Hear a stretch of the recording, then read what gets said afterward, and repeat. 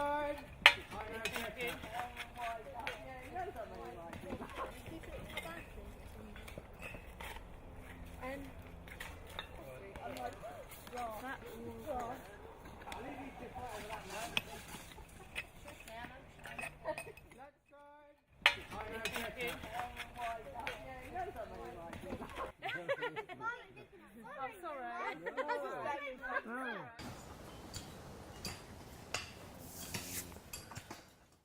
This is our earliest building on the site. It's our 1780s building, probably a lodge or cottage in this corner of the Darnley estate. We're surrounded by the old deer park fence, so we're in the southeast corner of the estate. And behind us here, this is the brick cellar to the building. The rest of the building, as you can see, is very badly damaged by the demolition that took place in the 1950s, but the cellar survives quite nicely.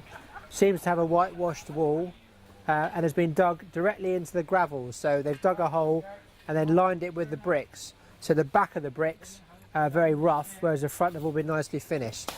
And there's some evidence within the brickwork on the faces of the brick for holes which may have supported a staircase or perhaps other items and objects in the cellar itself. So we spent 2 weeks looking at the cellar and the building around it. We think we've identified the chimney breast now, and we've got the plan of the walls, so the building itself is square in shape. Originally we thought that this wall in front of us here was the front wall of the building, but having looked at the photographs and the drawing we have of the site still, we now think that the wall onto my right is the front wall, and that what's left of the threshold may be just outside the building there. But there is one lady in Cobham Village who actually did live here back in the 1940s, so we're hoping to bring her up here to see if she can remember exactly how the building was aligned.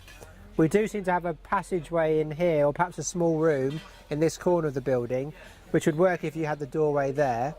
And then behind us we have an even smaller room which has a pipe running into it, a water pipe, which may have been a small kitchen or pantry at the back of the building.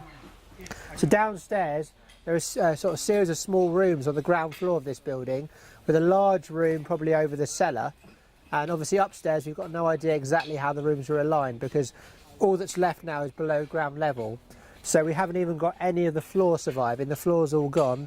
There's no evidence in the brickwork for floor joists either, and what we do have is a whole series of redeposited gravels which presumably have come out of the cellar where they dug that out and then been used to build up the internal ground level and then provide an air gap before you put the timber floor over the top. For the early 1780s house, we don't know how they supplied it with water. They may well have had to bring water up from Cobham Hall, but certainly by the 20th century they had a water main, and they're actually on piped water, and we've got a stopcock here for the water supply and a small bore pipe which runs into both the Georgian building, the 1780s building, and our later Victorian building behind it. And we're presuming that this has been piped up, perhaps even from Cobham.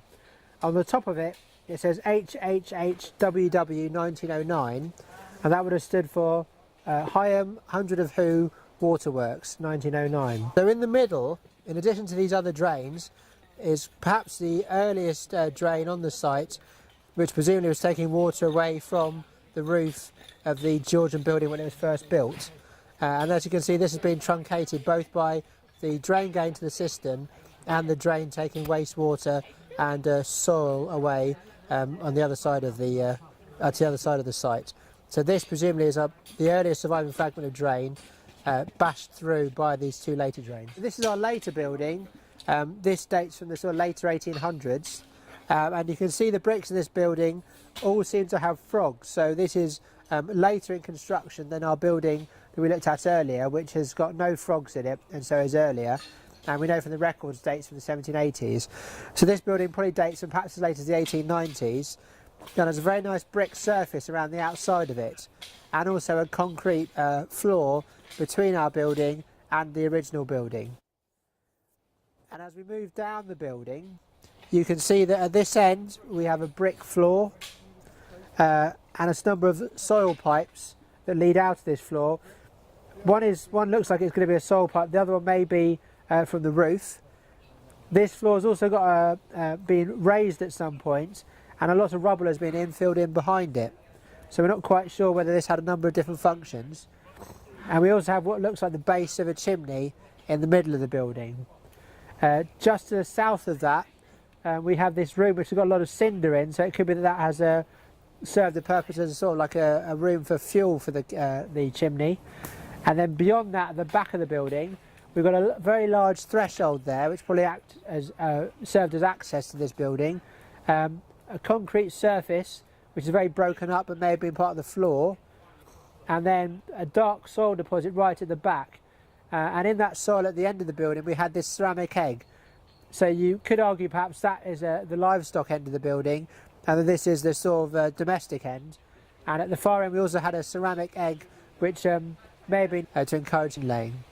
This is our underground cistern, and you can see there's a slight hole in the top there next to the main access hatch on this side, where we think there would have been a hand pump, and you actually would have pumped the water out of the cistern by hand directly over the main hole. Below that hole there is the remains of one of the drain pipes here, which leads straight into the cistern. The yellow drain pipe, which we looked at earlier, which is feeding directly off the roof of the original Georgian building, and then coming down past building 2 and into this cistern. In summary, we've had a 2-week project here. We knew that there was a building at the front. We knew that it was sort of square in shape and had a cellar, but we've been able to identify all the walls in that building now. We've identified that the floors have all gone. We've identified that the cellar survives quite well, partly with its floor intact. And we think we've worked out which is the front of the house from the pictures and the drawings that we've got.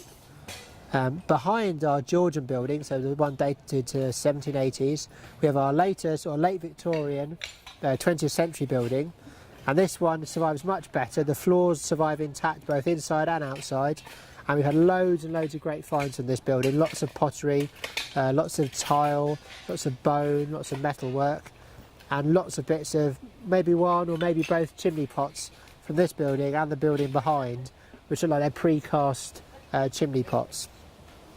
So the plan now is to probably have to fill most of the site in, but hopefully leave the Georgian building at the front partly open, so that it then can be left open for people in the future to come and look at, and it may have its own interpretation sign on it as well, which would be great. So this is the first stage of our new project, the new Cobham Landscape Detectives project, and we'll be working across the landscape from here and through to Cobham Village next summer as part of year 1 of this 3-year project.